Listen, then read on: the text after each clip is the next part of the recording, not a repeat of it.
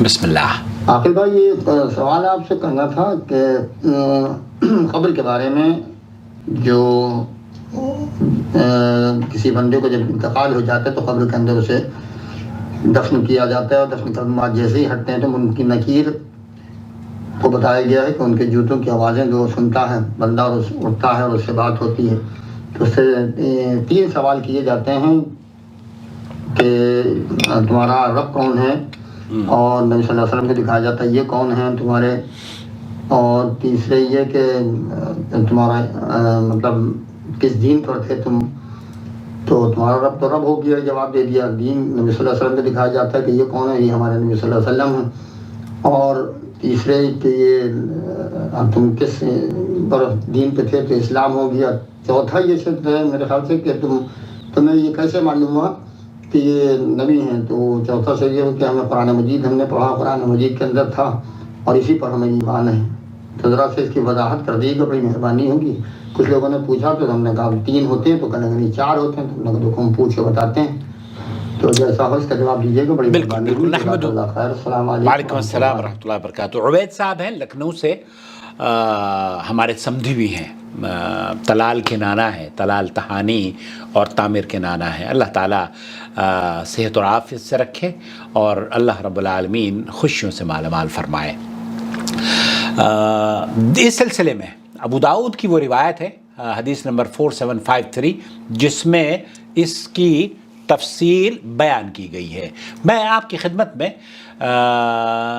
شیخ محمد بن صالح شیخ صالح المنجد نے اس کا جواب دیتے ہوئے فرمایا کہ جب ابن آدم مر جاتا ہے اور اس کی روح نکل جاتی ہے اور اسے قبر میں رکھ دیا جاتا ہے تو وہ اس وقت آخرت کے سب سے پہلے مرحلے میں ہوتا ہے، کیونکہ قبر آخرت کی منزلوں میں سے پہلی منزل قرار پائی ہے. حانی مولا عثمان ابن عفان رضی اللہ تعالیٰ عنہ فرماتے ہیں کہ عثمان ابن عفان کسی قبر پر کھڑے ہوتے تو اتنا روتے کہ ان کی داڑھی بھیگ جاتی.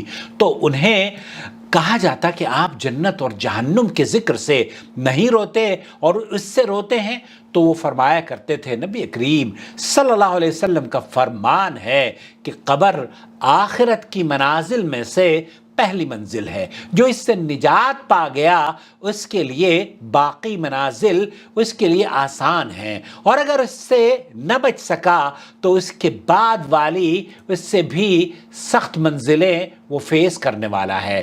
تو اس حدیث سے یہ پتہ چلتا ہے کہ یہ واقعی پہلی منزل ہے. اللہ تعالیٰ میری اور آپ کے ہمارے ویورز کی اس منزل میں ہماری رہنمائی فرمائے، ہماری مدد فرمائے، ہمیں سوالوں کے جواب دینے کی صحیح توفیق فرمائے، اور اللہ تعالیٰ قبر کو ہم سب کی جنت کا باغ بنائے. نبی کریم صلی اللہ علیہ وسلم کا یہ بھی فرمان ہے کہ میں نے کوئی منظر نہیں دیکھا مگر قبر اس سے بھی زیادہ خطرناک اور گھبراہٹ میں ڈالنے والی ہے. اس حدیث کو ترمذی شریف نے اور ابن ماجہ علامہ البانی نے اسے صحیح قرار دیا ہے. حسن کے درجے کی یہ روایت ہے. نمبر 2 جو آپ کی خدمت میں پیش کرنا چاہتا ہوں وہ یہ کہ وفات کے بعد، دفن کرنے کے بعد اس کے پاس 2 فرشتے آئیں گے جن کے ذمے یہ کام لگایا گیا ہے کہ اس سے اس کے متعلق پوچھیں گے کہ وہ دنیا میں اپنے رب اور دین اور نبی کریم صلی اللہ علیہ وسلم کے متعلق کیا ایمان رکھتا تھا. اگر اس نے صحیح جواب دے دیا تو اس کے لیے بہتر ہوگا، اور اگر جواب نہ دے سکا تو وہ اسے بہت سخت شدید قسم کی مار ماریں گے. اگر تو وہ اچھے لوگوں میں سے ہوگا تو فرشتے اس کے پاس چمکتے ہوئے چہروں کے ساتھ آئیں گے، اور اگر فسادی لوگوں میں سے ہوا تو فرشتے اس کے پاس سیاہ چہرے لے کر آئیں گے، اور یہی وہ فتنہ ہے جس کے ساتھ اس کی آزمائش شروع ہو جائے گی.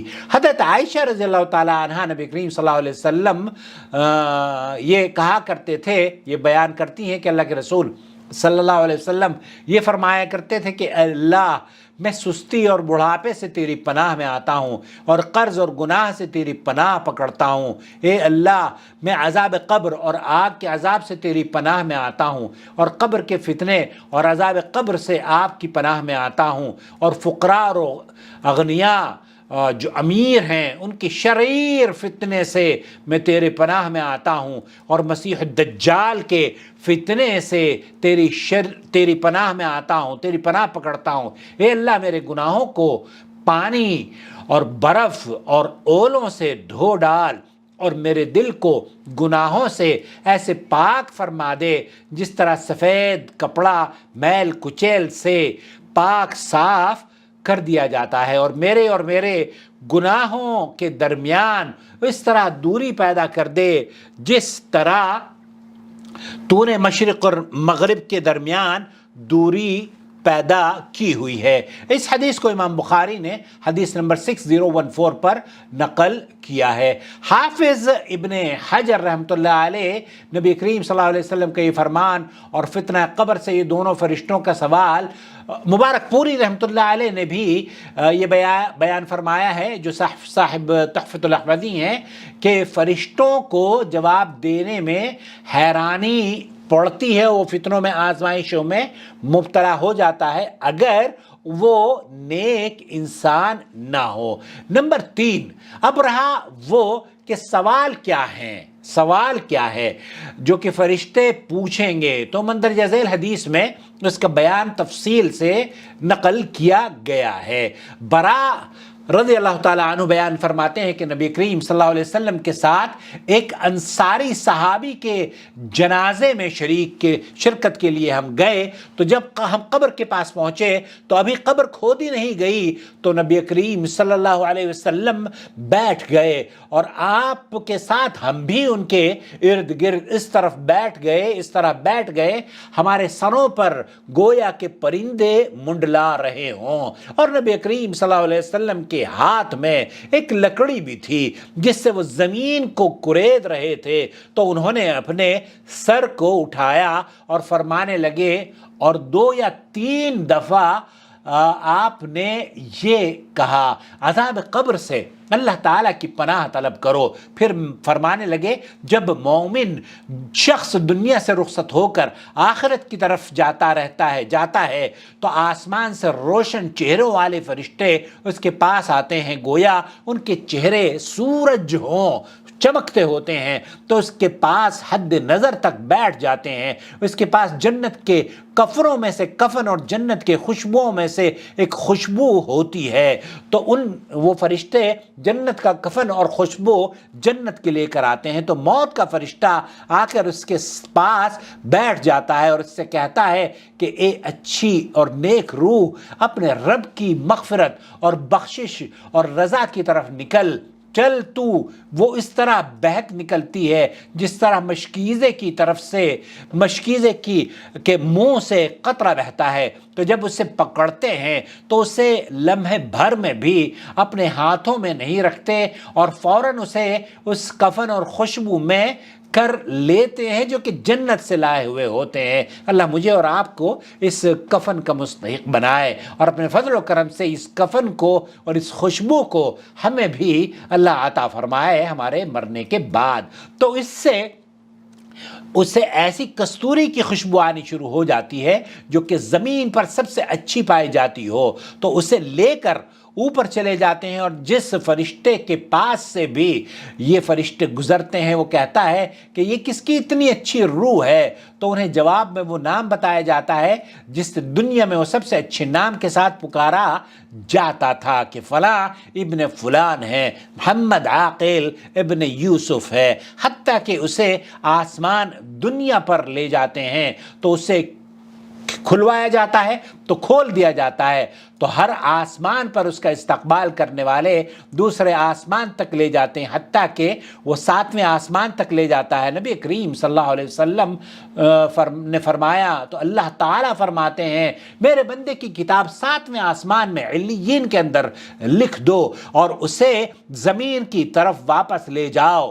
اب یہاں اللہ کے رسول صلی اللہ علیہ وسلم یہ فرما رہے ہیں کہ اللہ رب العالمین اس کی روح کو علیین میں رکھنے کے لیے یہ حکم دیتا ہے کیونکہ میں نے انہیں اس سے ہی پیدا کیا تھا، زمین کی طرف اس کو لے جاؤ کیونکہ میں نے اسی سے اس کو پیدا کیا تھا، اور اسی میں واپس لوٹاؤں گا اور اسی میں سے دوبارہ نکالوں گا، اور اس کی روح کو اس کے جسم میں لوٹایا جاتا ہے تو فرشتے آ کر اسے بٹھاتے ہیں اور اس سے کہتے ہیں کہ تیرا رب کون ہے۔ یہ وہ سوال ہے جو عبید بھائی جاننا چاہ رہے ہیں۔ تو سوال یہ ہوتا ہے کہ تیرا رب کون ہے۔ اب یہاں اللہ کے رسول صلی اللہ علیہ وسلم نے یہ حکم دیا اور یہ وضاحت فرمائی اس حدیث میں، تو یہ کہا جاتا ہے کہ من ربک، تیرا رب کون ہے۔ یہاں اس کا جواب بھی ذکر کیا گیا ہے، اس کا جواب بھی ذکر کیا، وہ جواب دیتا ہے میرا رب اللہ تعالیٰ ہے۔ پھر اسے کہتے ہیں کہ تیرا دین کیا ہے۔ تو جب فرشتے اس سے پوچھتے ہیں کہ تیرا دین کیا ہے تو وہ یہ جواب دیتا ہے کہ میرا دین اسلام ہے۔ پھر اسے کہتے ہیں کہ وہ جو تیرے پاس مبعوث کر کے بھیجا گیا، تمہارے پاس مبعوث کر کے بھیجا گیا، وہ کون ہیں؟ تو وہ جواب میں کہتے ہیں، وہ جواب میں کہتا ہے کہ وہ اللہ تعالیٰ کے رسول صلی اللہ علیہ وسلم ہیں۔ تو اس سے کہتے ہیں کہ تیرے عمل کیسے ہیں؟ وہ جواب میں کہتا ہے کہ میں نے اللہ کی کتاب کو پڑھا تو اس پر ایمان لایا اور اس کی تصدیق کی۔ تو آسمان سے منادی کرنے والا آواز لگاتا ہے میرے بندے نے سچ کہا، اس کا بستر جنت کا بچھا دو اور اسے لباس بھی جنت کا پہناؤ اور اس کے لیے جنت کے دروازے کھول دو۔ اس دروازے سے جنت کی خوشبو آ رہی ہوتی ہے اور اس کی قبر حد نظر تک وسیع کر دی جاتی ہے۔ اس کے پاس خوشباش چہرے والا اور اچھے لباس اور اچھی خوشبو میں ایک شخص آ کر کہتا ہے تجھے ایسی خوشخبری ہے کہ تیرے لیے خوشی کا باعث ہے، اور یہی وہ دن ہے جس کا تیرے ساتھ وعدہ کیا جاتا رہا۔ وہ اس سے سوال کرے گا کہ تو کون ہے؟ تیرے چہرے سے تو خیر اور بھلائی ہی جھلکتی ہے۔ تو وہ اسے جواب دے گا میں تیرا اعمال ہوں، نیک صالح اعمال ہوں۔ وہ کہے گا اے رب قیامت قائم کر دے تاکہ میں اپنے اہل و عیال میں واپس چلا جاؤں۔ اور جب کافر شخص دنیا سے رخصت ہو کر آخرت کی طرف جاتا ہے تو آسمان سے سیاہ چہروں والے فرشتے اترتے ہیں اور اس کے پاس ٹاٹ ہوگا، یعنی کھردرا کپڑا جو کہ اس کو لے جانے کے لیے فرشتے لائیں گے، تو اس کے پاس حد نگاہ تک وہی بیٹھ جائیں گے۔ پھر نبی کریم صلی اللہ علیہ وسلم نے فرمایا پھر ملک الموت آ کر اس کے سرہانے بیٹھ جاتا ہے اور کہتا ہے گندی اور خبیث روح اللہ تعالیٰ کے غضب اور ناراضگی کی طرف چل۔ تو نبی کریم صلی اللہ علیہ وسلم نے فرمایا کہ روح پورے جسم میں پھیل جاتی ہے کیونکہ وہ جانا نہیں چاہتی۔ نبی کریم صلی اللہ علیہ وسلم نے فرمایا تو جب وہ نکلتی ہے تو اس کے ساتھ رگیں اور پٹھے ٹوٹنے لگتے ہیں، جس طرح کے بھیگی ہوئی روئی سے سیخ کھینچ جاتی ہے، اس طریقے سے اس کے وہ بہت تکلیف دہ عمل اللہ کے رسول صلی اللہ علیہ وسلم نے فرمایا ہے۔ اور جس فرشتے کے پاس سے یہ بد روح یا بدبودار روح گزرتی ہے کافر کی، وہ کہتا ہے کہ یہ کس کی اتنی گندی اور خبیث روح ہے، تو انہیں جواب میں وہ نام بتایا جاتا ہے جس دنیا میں وہ سب سے برے نام کے ساتھ پکارا جاتا تھا کہ یہ فلاں ابن فلان ہے، حتیٰ کہ اسے آسمان دنیا پر لے جاتے ہیں تو اسے کھلوایا جاتا ہے، اسے نہیں کھولا جاتا۔ پھر نبی کریم صلی اللہ علیہ وسلم نے سورہ اعراف کی آیت نمبر 40 پڑھی اور کہا اللہ تعالیٰ نے ان کے لیے آسمان کے دروازے نہیں کھولے جائیں گے اور وہ لوگ کبھی جنت میں نہ جائیں گے جب تک کہ اونٹ سوئی کے ناکے سے جو اس کا جو سوراخ ہوتا ہے اس میں داخل نہ ہو جائے۔ نبی کریم صلی اللہ علیہ وسلم نے فرمایا اللہ تعالیٰ فرمائے گا میرے بندے کی کتاب سجین سے سب سے نچلی زمین میں لکھ دو اور اسے زمین کی طرف واپس لے جاؤ کیونکہ میں نے انہیں اس سے ہی پیدا کیا اور اسی میں واپس لوٹاؤں گا اور اسی میں سے دوبارہ نکالوں گا۔ تو اس کی روح کو وہیں سے پھینک دیا جاتا ہے اور راوی کہتے ہیں کہ پھر نبی کریم صلی اللہ علیہ وسلم نے یہ آیت پڑھی، سورہ حج کی آیت نمبر 31، اور جو شخص اللہ تعالیٰ کے ساتھ شرک کرنے والا گویا آسمان سے گر پڑا، اب یا تو اسے پرندے اچک لے جائیں گے یا ہوا کسی دور دراز کی جگہ پر پھینک دے گی۔ تو یہ مکمل حدیث اس بات پر یہاں بیان صحیح ابو داؤد، مسند اور مسند احمد وغیرہ میں اس روایت کو علامہ البانی نے صحیح قرار دیا ہے۔